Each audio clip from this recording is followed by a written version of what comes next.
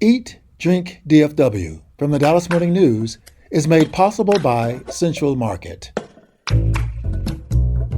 Hello, and welcome to Eat, Drink, DFW, the podcast from the Dallas Morning News food team. Each week, we take a look at food and drink trends in North Texas, talk about restaurants in Dallas-Fort Worth, learn some new recipes, and sometimes even get tips from you, our listeners. I'm Anna Butler, the food editor at the Dallas Morning News. We have a special guest joining us in studio today. We'll be hearing from Texas Monthly BBQ editor Daniel Vaughn, and later, we're getting into your feedback on the Michelin Awards. That's all coming up right after this. Central Market is really into food, like fish flown in so fresh it still has jet lag into food. Our sourdough starter has been around since grunge was a thing into food. We're talking more prime cuts than a greatest hits album into food. Central Market is really into food. If you are too, then we're the HQ for you. Whether you're a make every recipe in the cookbook foodie or a my favorite recipe is reheat type who just digs the delectable, no place makes every day more delicious like Central Market. Really into food. Shop now at centralmarket.com.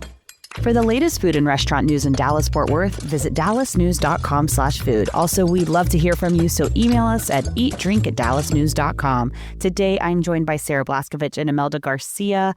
Claire is away, but we have Daniel Vaughn in the studio with us today. Woo! Good to be here. Daniel, you are the barbecue editor for Texas Monthly. You've been that since 2013, and you lead the publication's top 50 list of barbecue joints, alongside a team of folks too, but that's kind of your baby. You are now starring in a new special on PBS called The State of BBQ, and you're taking viewers behind the curtain of how Texas Monthly comes up with its list and just what's going on in the world of barbecue today. I'm going to have to say, your introduction was epic. When you said, I've eaten at 2,500 barbecue joints in Texas and eat at about, 50 a month to keep up with the pace, that's crazy. That's the most that I've eaten in a month is 50, which I did in both January and February of this year. That is not my usual pace, but I guess that's what I can withstand. Would you describe it as character building?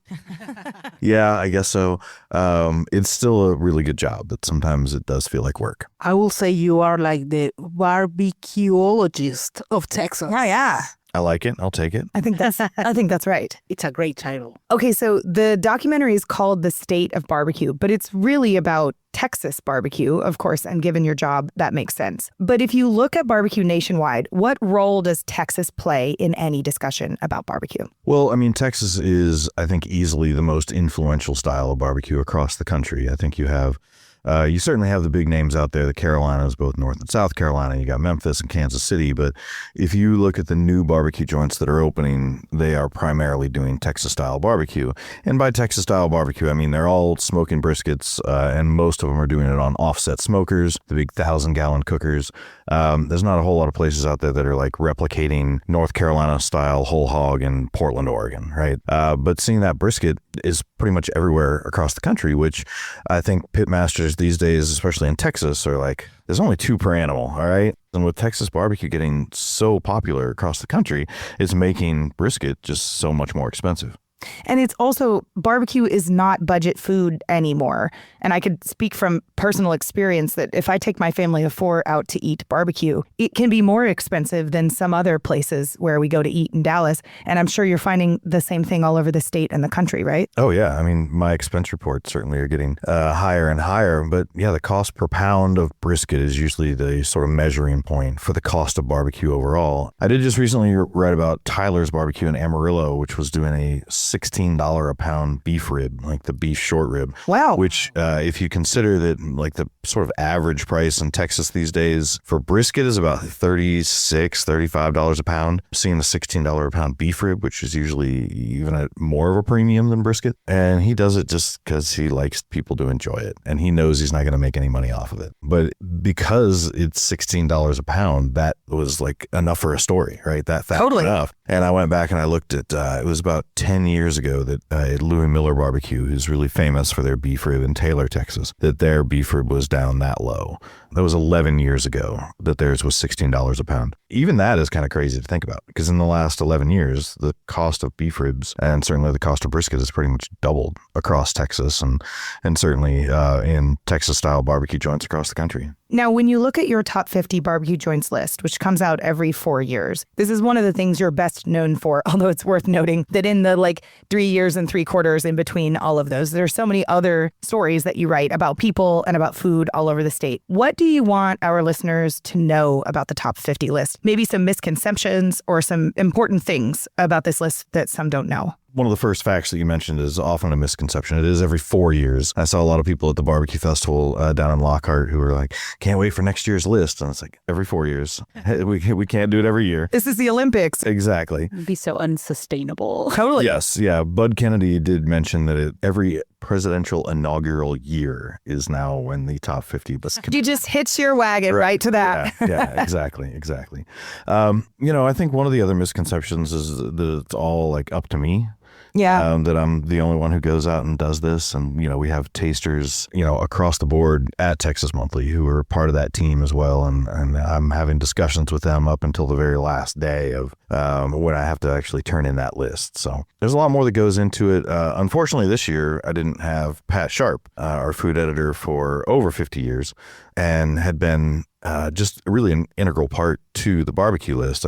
She was part of that early tasting, and she was there for our final visit, which ended up being at Burnt Bean Co. Our number one, and then at Reese Bros in San Antonio, which was also in our top 50. So she was along for those visits, but she's retired now, and so I didn't have that person with all that institutional knowledge to bounce things off of. Do you find that people are easily upset by the list or riled by what comes out? Or is it more enthusiasm? Is there a good way to generalize the feeling of the list? I mean, it's generally just positive, right? It's just, good. It's a good thing for barbecue. Even barbecue joints not on the list experience a jump in business because it feels like barbecue season when it comes out. In 2021, our list came out in our November issue, which felt a little off, and we had to do that because of COVID, and so we had to get started a little later in doing our tastings. This time we got back to our normal schedule, which it comes out in May, in our June issue, and so it really did feel like barbecue season. Mm-hmm. I mean, of course, there's naysayers. There's people who are unhappy for not making the list. Unfortunately, now that we have a ranked top 10, the people who don't make the top 10 or aren't where they think they should be in the top 10 are oftentimes more upset than people who are, say, in the honorable mentions list. Oh, wow. Yeah. So there's some folks who they don't understand that being one of the 50 best barbecue joints in Texas these days is a pretty great achievement. Absolutely. Because we also have 50 honorable mentions that come after our top 50, which we also think of as really incredible barbecue joints. So yeah, being one of the 50 best is pretty stellar. Have you noticed a jump in the number of barbecue restaurants since you started doing this 12 odd years ago? Yes. Yeah. Certainly a jump in the number of barbecue joints and a jump in those who were open, 2 or 3 days a week and open for a few hours a day. That style of barbecue or that style of service, I guess, is a lot more popular than, say, a Hutchins barbecue or a Terry Black's here that's open 7 days a week and serving lunch and dinner. So yeah, certainly more businesses, but often those businesses are, a little harder to visit just because of their limited hours and limited days. In the PBS documentary, which I really enjoyed, it was 53 minutes if you watch it online, so just a great drive-by of what's happening in Texas barbecue. In it, you say you used to write almost solely about food, about barbecue, and now you tell stories about the people, and then the food stories naturally follow. And you said in the documentary, the story about people is just more interesting. So an example you gave was the Austin pitmaster at KG making Egyptian barbecue in Texas. Now, can you tell us about a pitmaster or two in North Texas whose story is just as interesting as the food? Well, let's just go with recency. Yesterday I went to Sabre Barbecue. Oh, you did? Fort Worth. Great. Yeah. It's a food truck run by Zain Shafi, and it is Pakistani barbecue. Yeah. And it is, right now, it's just Saturday and Sunday only. And it's a thoroughly unique look at barbecue, especially the barbecue sides and things like, he's got a pretty short menu, but yeah. You see tandoori smoked turkey on the menu and it's like, okay, wow, that sounds interesting. And it comes through, like those spices come through. He sells the rub there as well. And, the menu itself is halal. And so there is no pork. And because of that, it does lamb ribs. And the smoked lamb ribs are just spectacular. Of course, his brisket is great. It's pretty smoky. I was lucky enough to get some of the Wagyu brisket because his supplier sent him like a box of Wagyu briskets too. And so, yeah. He's like, okay, I'll use them. Yeah, exactly. But his sides are so good. Like there's this cucumber salad, and then there's this fruit chaat, which is a fruit salad mixed with some Pakistani spices, some sumac and herbs, and then some dal, instead of your standard pinto beans. And so it's got all those like familiar flavors and familiar categories, I should say, that are filled. But the flavors are so unique, and it makes it a lot of fun. And, I think these days, a lot of new barbecue joints are looking for ways in which to really differentiate themselves from, your sort of standard barbecue menu, because it is so competitive. Yeah, Sub-Bar barbecue is interesting to me. First of all, because I think the food is delicious, but also I put it on my list of restaurants I hoped Michelin was looking at, maybe even for a recommended or a bib gourmand. But Zane is doing something that many other people are not. And in a world where the differences between your number 2 barbecue place and your number 3 barbecue place seem so small, right? They're so competitive. It's like you throw in something like this Fort Worth food truck, and though the same genre, he's doing some really cool different things there that make me excited about barbecue in this like renewed way. That's a great example. Well, and I will point out as well that as I was standing in line for his barbecue, I think he's got like $38 a pound brisket. But I also saw that there was a little fair going on in that parking lot, and there was a toffee salesman right next to him, and the toffee was $32 for a half pound. So his $38 a pound brisket looked like a deal. One thing I was thinking about is now we have so much more fusion barbecue. So I think about a Pakistani barbecue, Egyptian, Ethiopian, and all of these other types of cuisine. How are you informing yourself? Is it just I'm showing up and I'm eating barbecue and I'm trying it through this lens? Or are you finding yourself becoming a student of other kinds of cuisines after this? Yeah, Sarah mentioned that I don't really just focus just on the food anymore. I really want to talk to the people.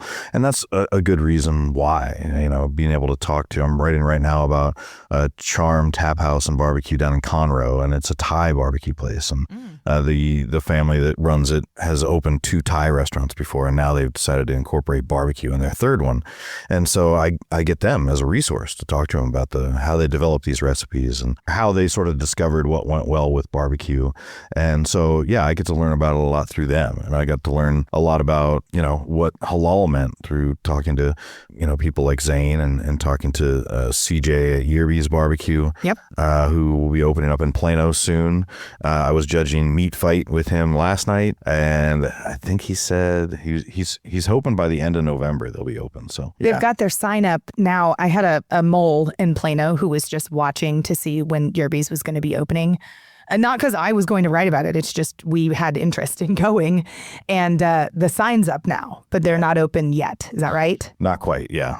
Soon. You said Smoke and Ash in Arlington sort of reshaped my idea of what barbecue can be. Why was that? Well, because of the way that they really incorporated the flavors of Ethiopian food into the barbecue, not just serving different sides, taking that, the clarified butter and blooming their spices in it, and then coating the slices of brisket and the ribs in that seasoning. It was like, it was a completely different way of seasoning the barbecue. It's still smoked meat, but instead of a standard barbecue sauce or even a sweet glaze, it was like a completely different thing that, it brought out those spices that, that they bring back from Ethiopia. And it was a unique flavor and a unique preparation. Something about Smoke and Ash that I was sort of excited by when I went for the first time was that the cashier did a good job of explaining what things were. Here's the deal about other people's cultures. I don't think it's their job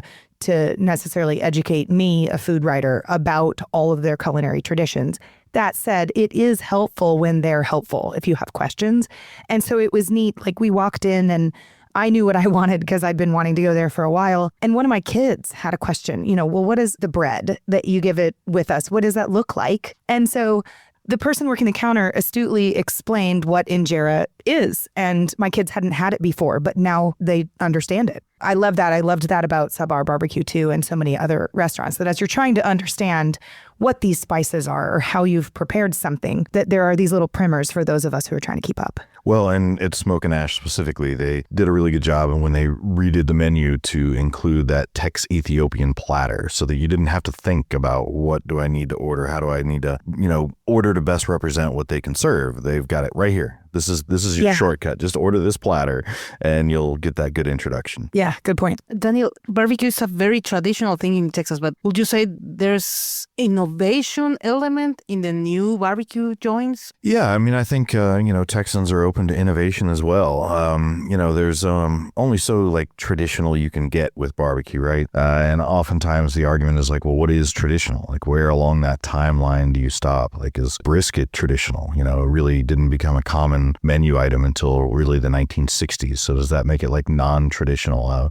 I don't think anybody who's arguing for traditional barbecue would say that brisket isn't part of that, but that just gives you an idea of how that cuisine is always shifting. And so, yeah, there is a lot of innovation going on. And I do think a lot of it is market driven, right? That there needs to be a way to differentiate yourself. But I also think that a lot of these immigrants coming in who are bringing in their own cuisines realize that they can maybe make it seem a little less threatening if it's paired with barbecue, or just make it not seem strange at all because it's barbecue after all. You go to KG Barbecue in Austin, which you mentioned, and it's quite a bit different. The barbecue sauce is not a barbecue sauce at all. It's made with tahini. It's made with sesame paste.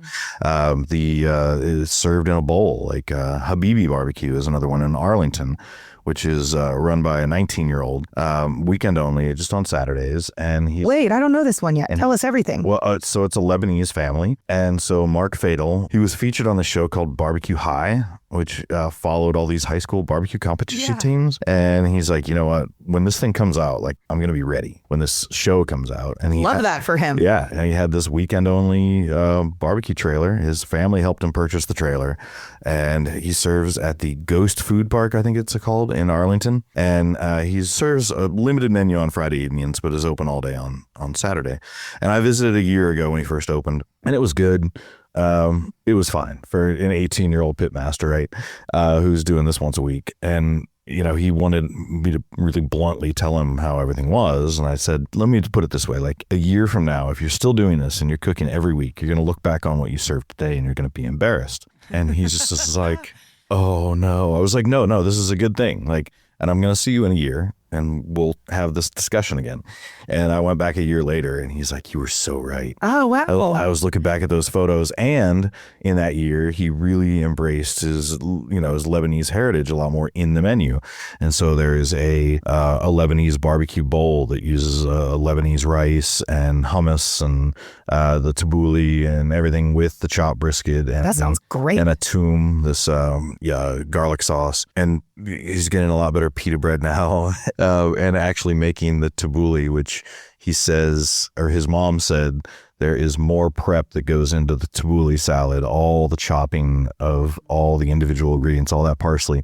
There's more prep time that goes into that one dish than all the rest of the sides combined. Oh, wow. I feel like you hear write what you know a lot as a journalist a lot of the time. And I feel like cook what you know is maybe an adage that could be added, because I think there's something so beautiful when someone is cooking the food that they grew up eating. Yeah. And when you have that tabbouleh, it goes so well with smoked meats because it's bright and it's fresh and it's different. It's a completely different flavor profile than a heavy, fatty smoked meat that's highly seasoned. And I think that's the same thing with the fruit shot at Sabar Barbecue. Yeah, that's right. It seems like it's not going to go well with barbecue, but then you get this, it's acidic fruit salad, and it works. Yeah. It works. Okay, I want to talk about Michelin. Just a couple of weeks ago, we had another Michelin ceremony in Texas, and all of the 4 one-star barbecue places retained their star. That was a surprise to me. I thought that was a large number the first year. And boring. Yeah, they just kept it the second year and then, didn't add any of the places that I would imagine you think are special. And I want to talk specifically about Burnt Bean in Seguin, Texas. This was your number one barbecue joint in Texas on your list that came out in 2025. And after the list came out, I went to Burnt Bean for the first time. I actually tried a couple of years ago and we showed up too late to the sold out sign on the door, which is a heartbreaker, especially for the children, because we'd driven like a long time to get there, only to learn that we couldn't eat barbecue that day. So when we got back, Burnt Bean was my top barbecue joint I've ever been to. It was if I can say, like kind of this life-changing barbecue moment in the way that I hoped it would be, and I hoped you were right. Now, Burnt Bean does not have a Michelin star, but 4 others do. What do you make of that? Oh, wow. Well, first off, I want to go back to your experience there, because that's so great to hear you say that, because yeah, and Ernest and David, the owners there, would love to hear that as well. It's really good. Because they have that yoke of like the highest expectations that you could imagine, right? People going into it. And so actually being able to go in and, I know all the barbecue you've eaten, to still be that impressed with it is great. Obviously, the Michelin tasters did not have your same experience. Yes. They didn't seem to be quite as impressed with it. But we know they went because it is on a list. It is on a list, yeah. I know that they went at least 2 years ago. Right. That's probably not fair for me to say, because in theory, they hopefully ate at all of the places that they put on the lists again this year. Yeah, but we don't know that. We don't know. They're, if maybe they could put a State of Michelin special together and explain their background of how they actually put this list together like we did at Texas Monthly. Because I think it would answer a lot of those questions. Also the questions of, are they too far outside of San Antonio? Right. I wondered that too. I wrote an article about how their invitation, along with Barb's BBQ and Lockhart, was initially rescinded by Michelin. And then after I started asking some questions about it to the Michelin folks, they were quickly reinstated and said, no, please, you're still invited. Come, you're going to get whatever recognition you're going to get, you're still going to get. And so they both went, and they both got their Bib Gourmands last year. And then, of course, as you mentioned, retained them again this year. And Parish Barbecue in Austin, I think, was the only one to get a new Bib Gourmand. There were a few more who got recognition. But yeah, I was really glad that I didn't drive down to Houston for that, just to see pretty much no news. But yeah, I thought that Burnt Bean should have been on it last year. Yep. I certainly think they could have made up for that mistake this year. But I don't know, maybe they feel pressure to not show that they're being pressured by something like our barbecue list. But yeah, I certainly think Burnt Bean belongs there. I will mention, though, back in 2021, we had some internal dialogue at Texas Monthly about putting Burnt Bean in our top 10. They were number 4 back in 2021. And when the list was released, that meant they were only open for like 10 months. And we had a sort of, it wasn't official, but like we should really wait till barbecue joints are open a year before they make it in the top 10. And we're like, Burnt Bean's just too good. So yeah, I guess we can let that happen. So to see that Michelin this year was like, you know what? I think 48 dinner services is enough to show. You attach the name Joel Robuchon to a restaurant, and all of a sudden the Frenchie's ears light up. Texas Monthly made an exception for Burnt Bean, it sounds like, in 2021. Yes. And you can argue that that exception was worth making. Yes. And Michelin has said in a statement to us that the Mominy exception was worth making. So it seems easier to argue the 2 months versus a 10 months, in my opinion, but still sort of potentially problematic choices there. Yeah, I can't imagine they would have made that choice for anything but another French restaurant. I would like to know if Joel Robuchon being attached to a barbecue restaurant. Maybe Ernest and David need to go stage the Joel Robuchon. I don't know, bring back some duck à l'orange or something. I would eat smoked duck à l'orange. Yeah, I sure would. That sounds delicious. I do like knowing, by the way, that Daniel's in my support group of being extremely confused every time I've been seeing Mom Donnie headlines and thinking people are writing about Mominy.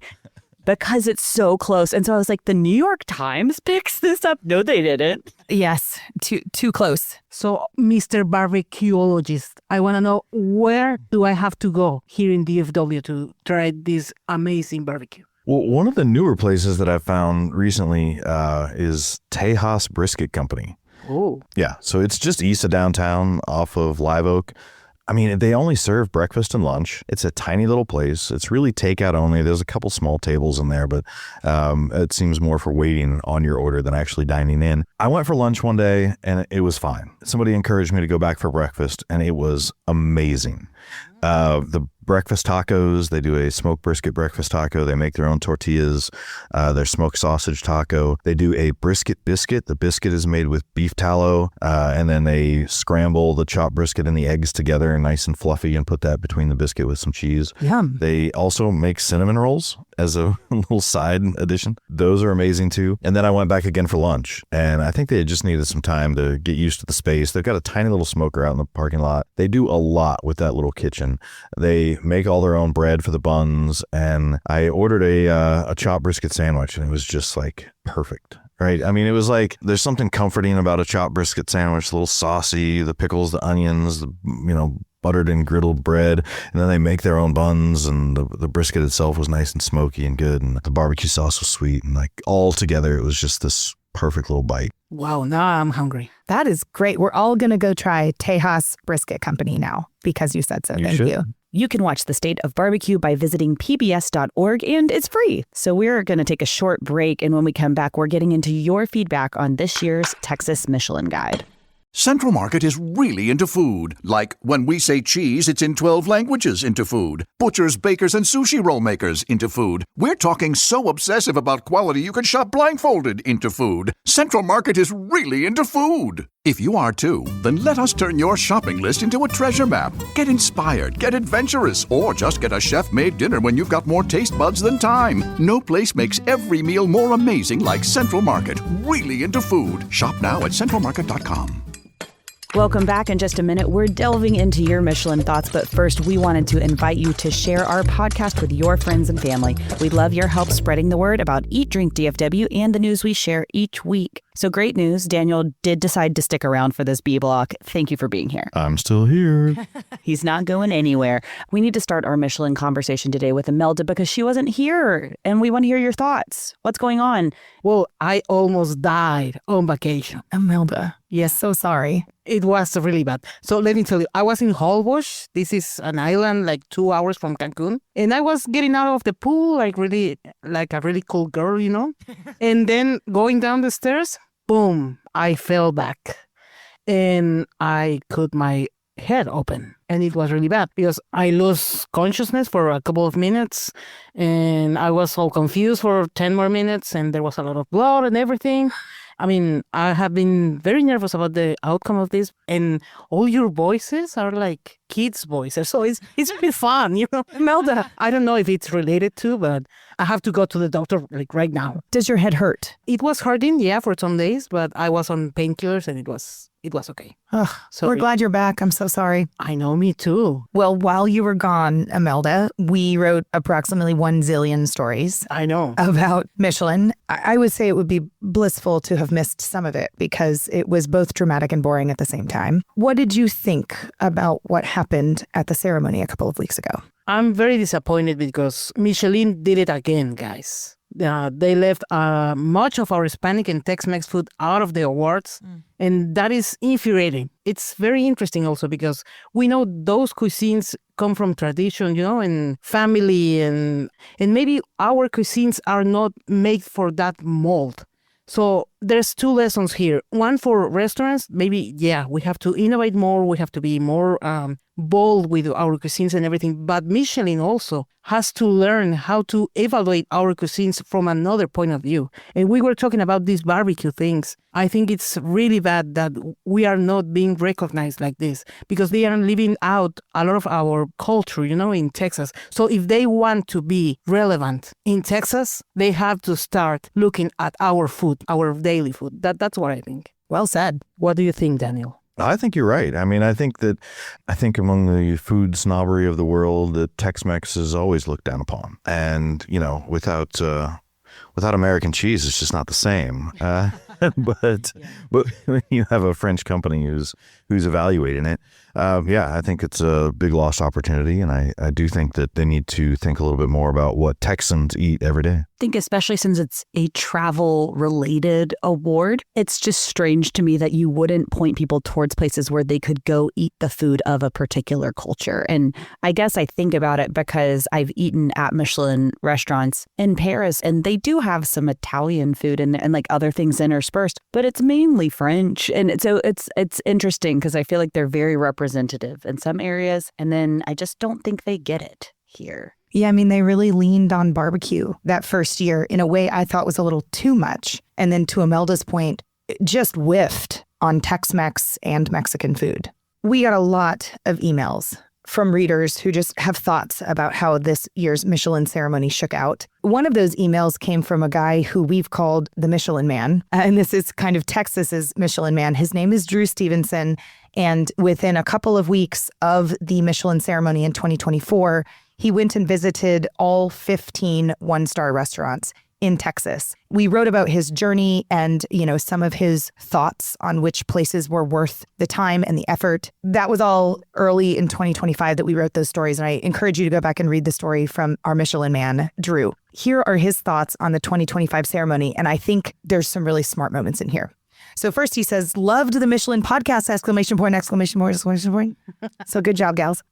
Here are my thoughts on this year's Michelin Guide. He said, Dallas is definitely an underdog city when it comes to food. And I think as we grow together as diners, understanding how Michelin views our city's food, it really helps when voices like yours have fired up productive conversations about it. So a tiny pat on our back. Thank you, Drew.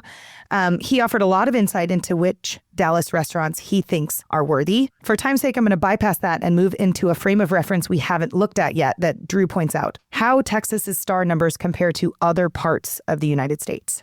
So here's Drew again. In Tampa Bay, year 2 went from 0 to 3 stars. Orlando stayed flat at 4. Miami went from 10 to 11. Denver went from 5 to 6. The big outlier was Atlanta, jumping from 5 to 9 in year 2. Looking at the long-term trends, Chicago actually has fewer starred restaurants today than it did when the guide debuted 15 years ago. And San Francisco, since its 2007 debut, has only gained 10 new starred restaurants in almost 20 years. For arguably the second best food city in America, that's not a massive increase. So with all that in mind, Dallas gaining 1 new star this year is a big deal. Huge, actually. My take is that they absolutely deserve a star, and honestly, even if they'd only been open half the time they have, they still would. He says, for reference, the record for fastest star is 20 days. And what restaurant is that, Sarah? Drew says it is called Behind in London. He says that Mominy chef Christophe DeLillis is, quote, arguably one of the 20 most talented chefs in the country. We are witnessing an all-time great in the making. He was mentored by the late, great Joël Robuchon, arguably the greatest chef of our time, whose restaurants even posthumously hold 32 stars. For comparison, America's greatest chef, Thomas Keller, holds 7. So, Drew asks, is Christophe the most talented chef in Dallas? Absolutely, he believes. Could he be the most talented chef in Texas? Very possibly. And if Michelin already knows his track record, should it really take more than 2 or 3 meals for inspectors to recognize a star? Probably not. So them's fighting words from him, but he says that Mominy is a superstar restaurant and that Michelin already knows what Christophe can do. He says, quote, it's not favoritism, it's recognizing that excellence tends to follow certain people. I'm going back and forth in my head right now with the Joël Robuchon and Thomas Keller comparison because Thomas Keller has way fewer restaurants. Sure. Then I'm also, though, like, it's impressive in terms of how many restaurants that are in Joël Robuchon's name that they all performed as well as they have in the Michelin Awards. Well, I mean, I think his input is certainly valuable if he's going out and doing, like, he's getting the firsthand opinion, right? He's going out and actually eating at these places. If he could have thrown in a trip to Seguin, Texas and tried burnt bean in the mix there to see how it might compare, I would have loved to hear his feedback there too. Yeah, I wonder if Drew has been to Burnt Bean, because I know this because I've interviewed him a couple of times. His love is a Michelin-starred restaurant, and he and his wife travel the world eating at them. And when Michelin came to Texas, of course, he went to our 15 one-star restaurants. But I think in general, he loves this like high fine dining food. And that is such a specific diner. One of the reasons why we spent so much time reading Drew's point of view is because he's eaten at way more Michelin-starred restaurants than I have, for instance. And I think his comparisons are really interesting. And we haven't quite said on this podcast what he said just now. Is he secretly a Michelin inspector? And this is just his cover? He's like, if I'm so public about it, no one will suspect. No one will suspect me. Drew, if you're listening, call or email me or blink twice if you are actually a Michelin inspector. We got an email from Carnell at eatdrink@dallasnews.com, and here's what he had to say. Thanks for all the insights on the 2025 Texas Michelin Guide. My friends, co-workers, and sometimes strangers like to debate about the quality of the food seen here in Dallas compared with other big cities. It could be easy to say that the rest of the country doesn't understand the Texas food scene, but I am also wondering if Dallas and the rest of Texas that's falling short.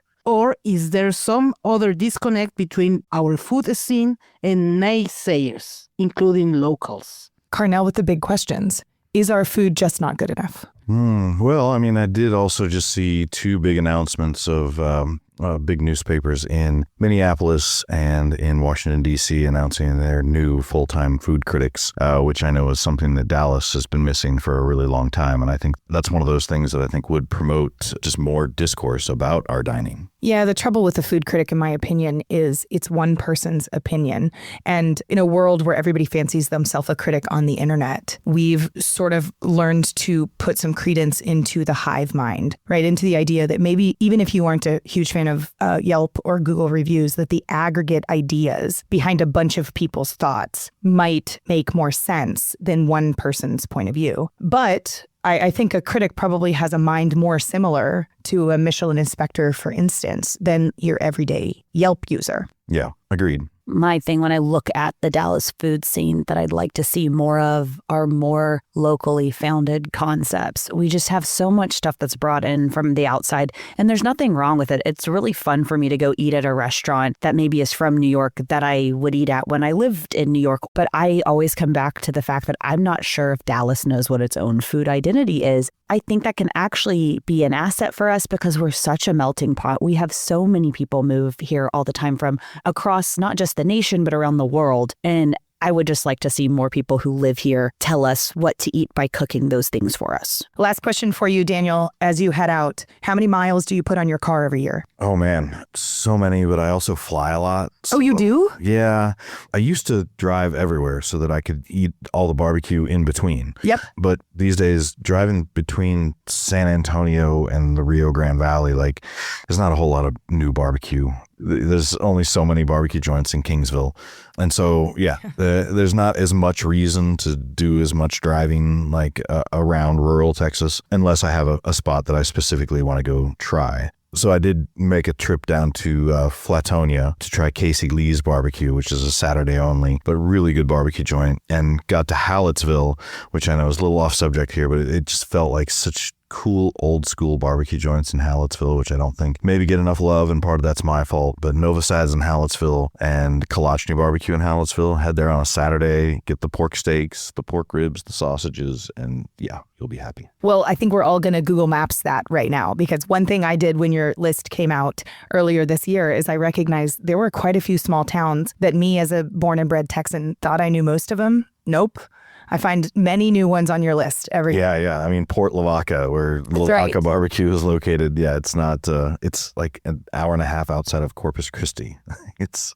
Yeah. And last question, will you eat barbecue today, Daniel? I mean, if you count the pot of beans that I have on the stove back at home right now, they do have barbecue in them, because I do save my leftovers and use them in my beans. So yeah, I will be eating some barbecue today. And that's all the time we have for today. And we don't want you to miss an episode. Make sure you're following Eat Drink DFW wherever you find podcasts. Special thanks to our producer, Julie Fisk. For the news, I'm Anna Butler. Thanks for listening, and we'll see you next week. Eat, Drink DFW from the Dallas Morning News is made possible by Central Market.